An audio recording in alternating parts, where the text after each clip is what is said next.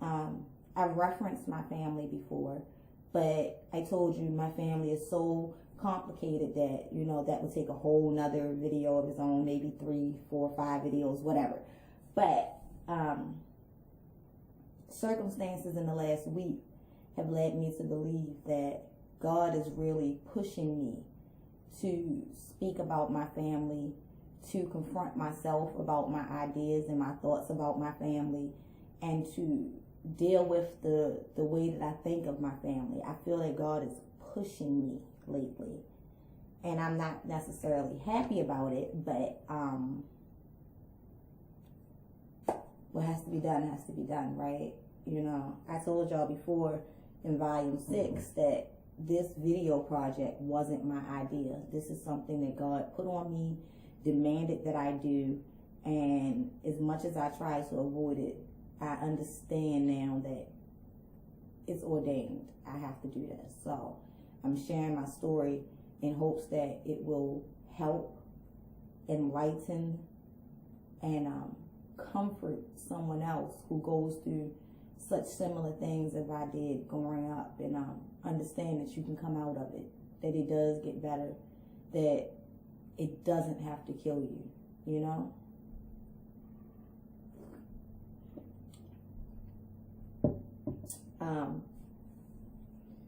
So I guess I should tell you what really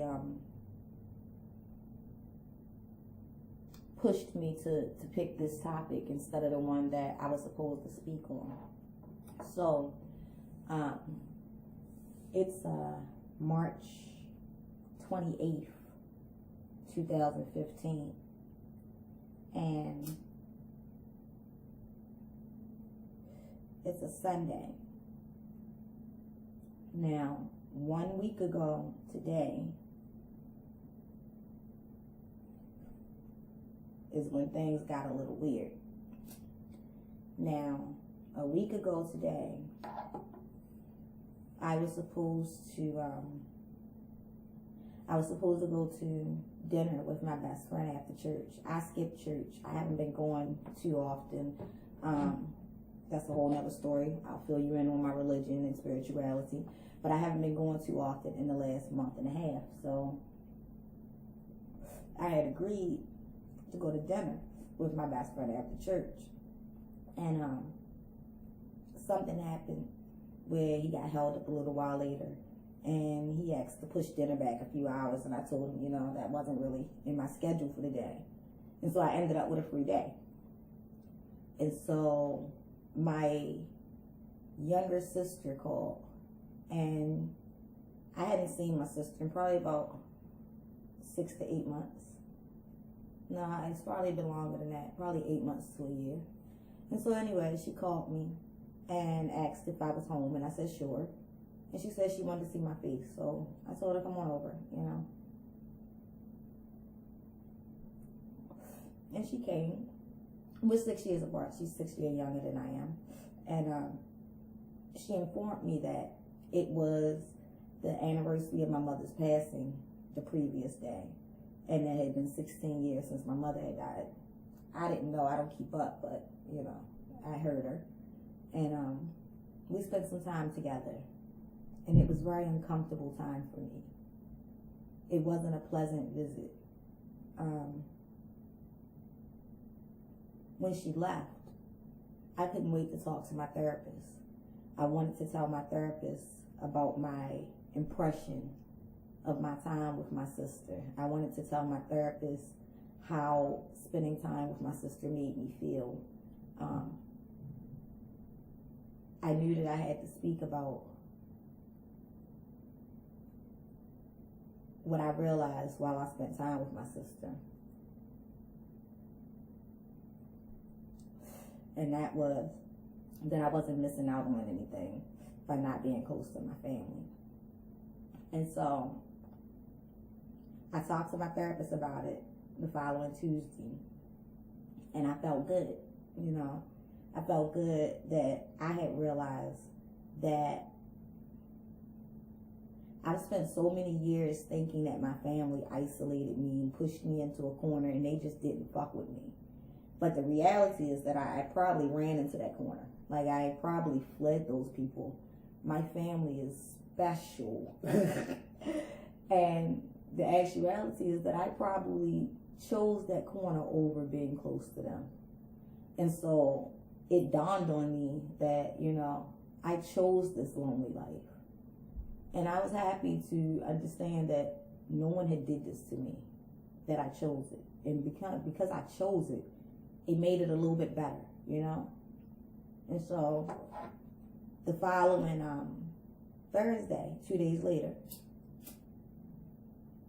I was supposed to meet up with a fan for some sushi, and they changed their schedule. Then the rain made me change my schedule. I told myself I'm going to go out for lunch. Never went. I changed my schedule about 4 times in one day. And when I did end up going out, the minute I stepped on a bus, I ran into someone who lived 2 doors down from me during my teenage years, young teenage, like 11 to 13, you know. And she gave me some information about myself and my mom, you know. It really fucked my head up. Like, you know how you run into somebody who you know, but you don't know much about them. Like, you don't remember your interaction with them like that. Like, this isn't one of my mental things. This is like, when I was 12, 13, let's see, we moved into that neighborhood. I was in the 7th grade, so I was 13 when we moved around there, and I was probably 15 when I moved away. Yeah, I was probably about 15 when I moved away. So let's say I lived here, and this girl, she lived 2 doors down from us. She probably was anywhere about 3 to 4 years older than me. Her cousin or brother was best friends with one of my relatives. And so, you know, our families knew each other because we had all grew up in the same neighborhood. My whole family lived in that neighborhood. And we weren't close, though. She was older than I used to play with her little cousin. And I don't really remember her like that from my teenage years. She was quiet. She was a heavier set girl. So, you know, she didn't run the streets like the other girls in my neighborhood. You know, she was quiet to herself. I didn't know her well. So I run into her on a bus. And we've run into each other many times over the years. And we normally have just like some cursory conversation. How you been? How's the family? We going about our business. So we did that, exchanged pleasantries on the bus. You know, I asked about her daughter. She asked about my son. You know, I asked about her grandmother. And she mentioned that she went around to the old neighborhood to check on her. And so I told her, I don't go to the old neighborhood, but my sister recently came by the house. She told me she still goes around there. So that got us talking about my family. And the woman, you know, I told her that I got sick and that I lost a lot of memory and that I don't remember a lot about my youth. And so she tells me about someday where my mother broke a glass table or whatever. And, you know, she's telling me about my mom. And so I start telling her about my sister, and she said she sounds just like my mom. And I said, well, that makes sense why the visit was so uncomfortable for me, because I probably saw my mother so much in my sister instead of seeing my sister, you know. So the woman who I see as a stranger, like, you have to understand, like, she wasn't close to us, you know. This stranger says to me, well, you know why your mom treated you like that, don't you? And I'm wondering what she's gonna say, because she don't know us like that, you know. And before I could answer her, the woman said, it's because of who your dad was. And that shit fucked me up, y'all. It fucked me up because she's like a stranger. So I asked her, I said to her, I said, I wouldn't think that anybody outside the family knew that.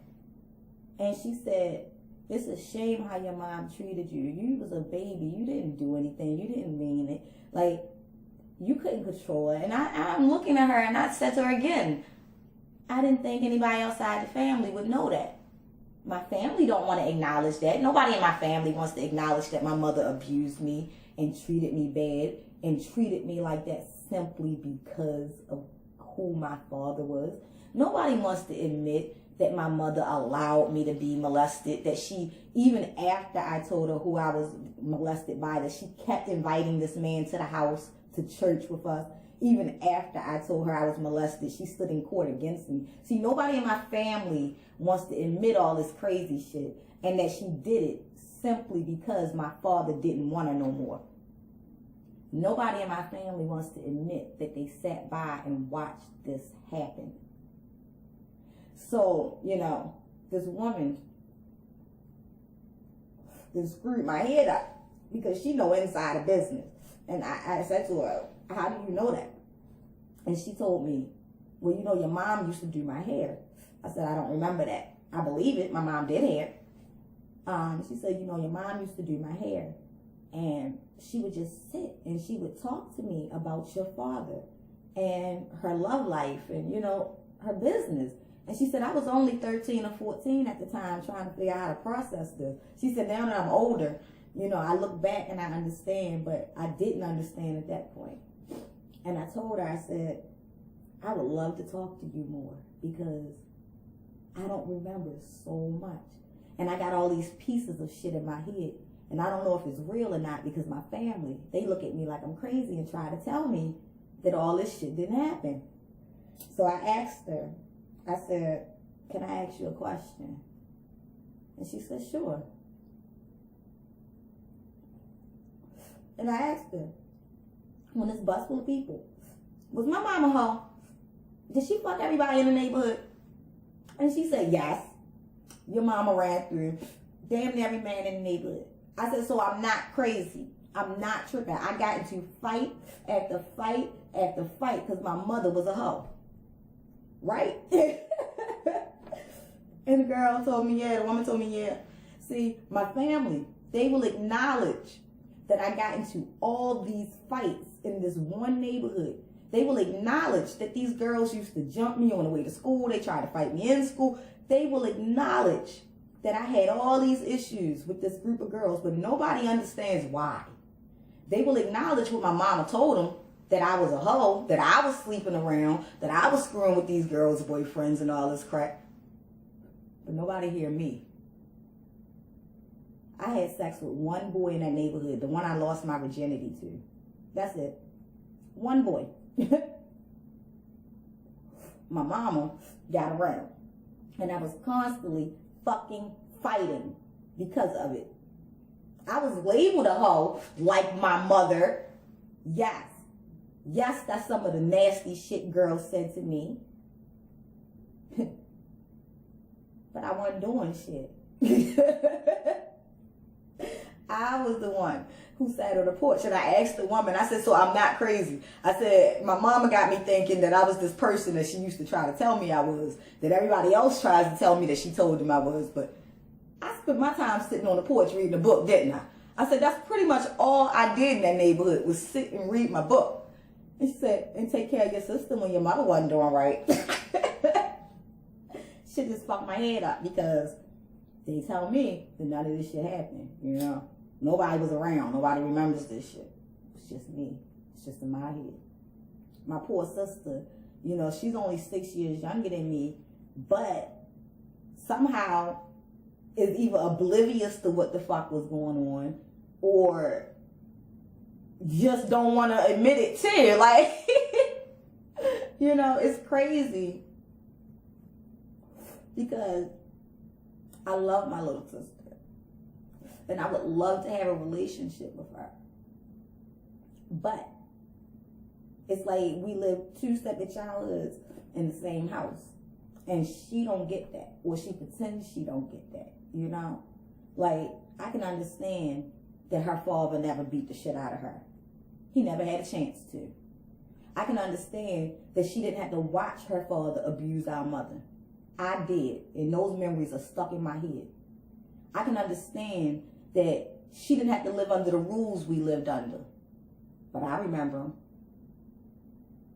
You know? I can understand that she was too young to remember watching my mother be a fiend. But I remember.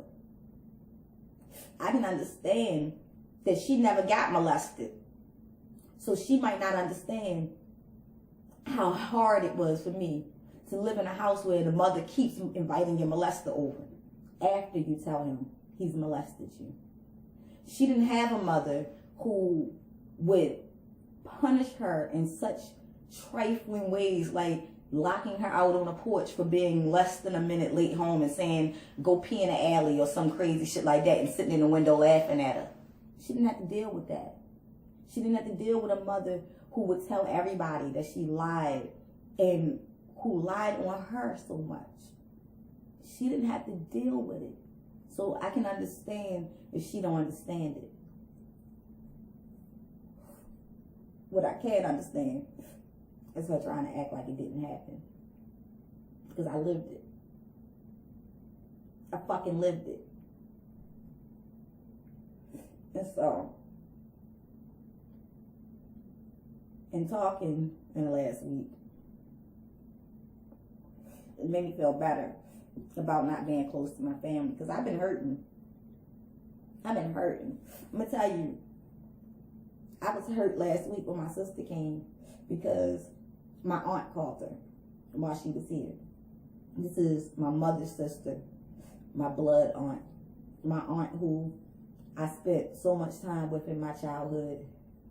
For years we were like this, you know, and I didn't do anything for her to move away from me. I don't even know why we stopped speaking like that or whatever. We never had any real problems, no beef, no nothing, you know. And after my grandmother died, like, she had stopped speaking to everybody for real. And then she kept like adding me on Facebook. And I used to get offended because she would add me on Facebook, never speak, never say a word to me. And then I would see, you know, her talk about her daughter or talk about other family member, never mention me, never speak to me. I would unfriend her. She would friend me back. I would unfriend her because I'm like, why do you want to be on my page if not to even acknowledge me? And so that's where we left off. Like, we haven't said a word to each other in God knows how long. And I took her off my Facebook. So now my sister's here, my aunt calls, and my aunt's sister has already been sitting here telling me about all the stuff my aunt does for her and all the stuff my aunt buys her and how they spend time together and how she goes up there just to cook for her and all this bullshit, you know. And my aunt calls her and my sister tells her three times that she's here with me. I say, tell your aunt I said hi. She tells her, Melanie said hi. My aunt wouldn't acknowledge me. 3 times she mentioned that I was here. Not once did she say, your aunt said hi back, or not once. Like, every time she said it, it was like my aunt just kept talking, so my sister kept with the conversation. It was funny, but that shit hurt. But after this week, it don't hurt no more. See, I have a huge family. For me to be so isolated is ridiculous. I have a sister, a brother, a half-brother, and a stepsister and a stepbrother. So I have 2 sisters, 3 brothers. I grew up with my sister and my brother in the house, my mother's kids. I raised my brother until he was 5, and then they took him from me. You know, my mother was diagnosed HIV positive. I don't know if she was pregnant with him or if she had just gave birth, but she was either pregnant with him or had just given birth when she found out she had HIV. So she was sick pretty much his whole childhood. Like, she wasn't active as she could have been as a parent. I helped raise that boy. His first word was Mel. Not mommy, but Mel. My name, you know. And my mother, when she died, he was 5. And they took him. And they put him in foster care, and he got adopted. And I never saw him again. That was in 1999. And I found him recently on Facebook.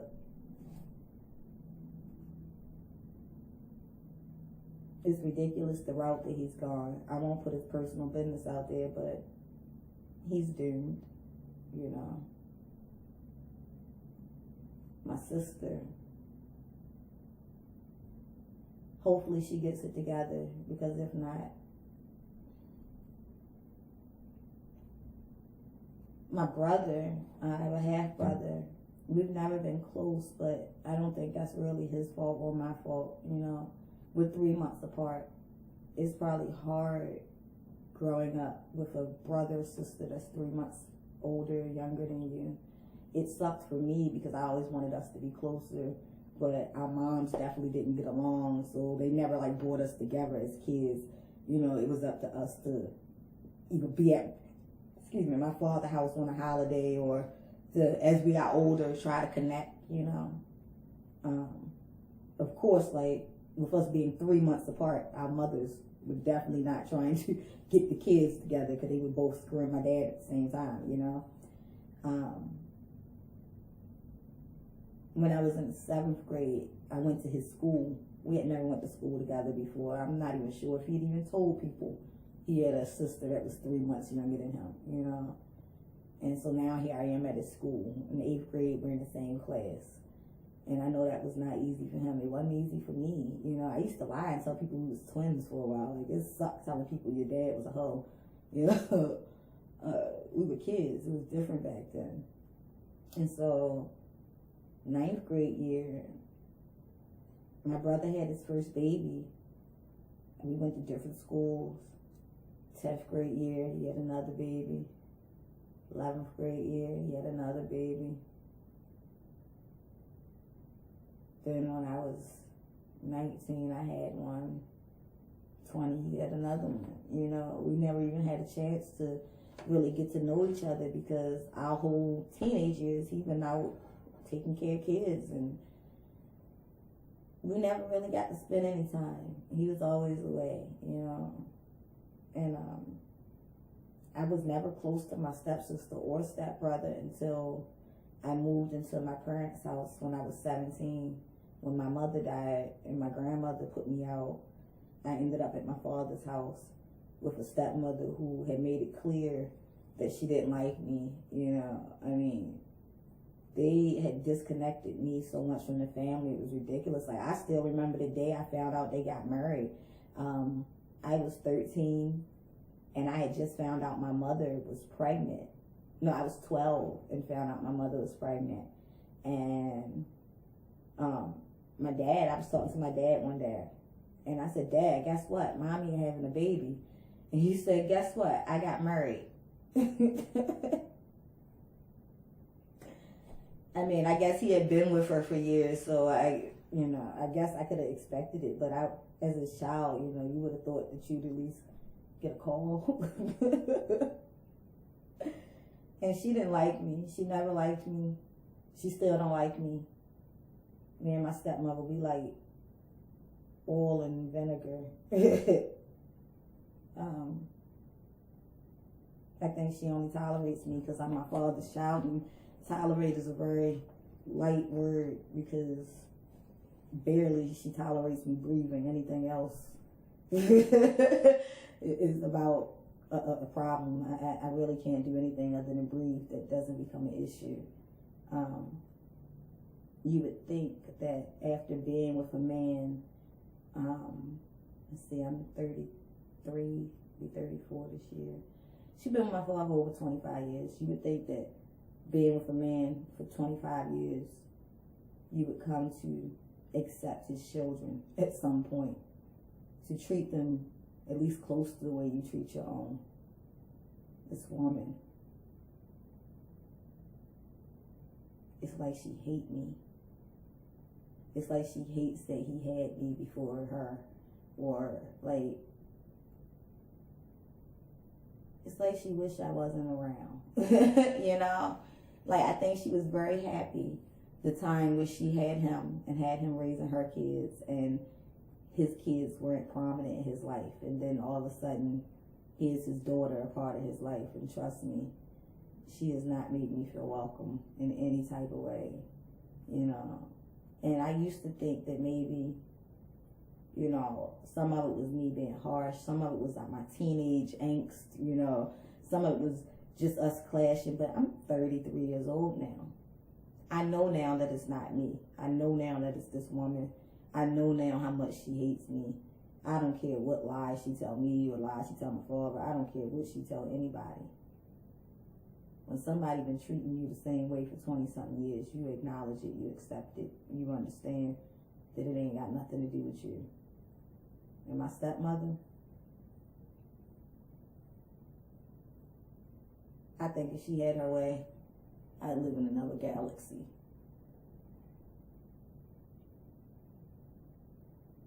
But I think if I had my way, I'd send her somewhere too. Because she keeps me from having a relationship with my father. And she interferes with my relationship with my son. Because me and her cannot get along. Because she refuses to act like an adult when we're around each other. Because she is so intent on making me look bad, no matter how good I am. It interferes with my relationship with my father. Like, I can't get close to my dad. I've never had a chance. She insists on being a part of everything he does, like being there. Like, I've often felt bad for my dad. You know, he's a grown man. He doesn't decide what he wants to eat for lunch. She packs his lunch every day. She cooks all his meals. She cuts his hair, shaves his beard. You know, she buys his clothes. Like, it's hard to get time close to my dad. It's hard to even get him to come out the house because he's so used to the way he lives. Yet the only way to get time with him is to get him out the house, because I can't be around her. You know, I have this huge family, and it's crazy because